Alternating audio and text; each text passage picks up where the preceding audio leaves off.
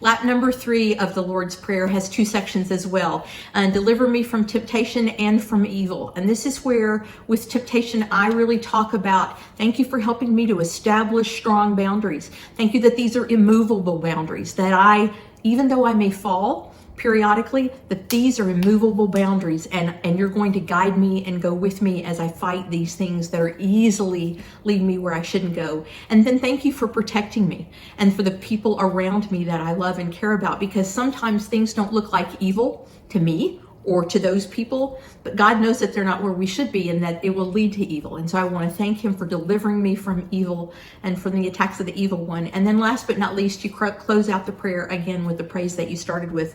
For thine is the kingdom and the power and the glory forever. Amen.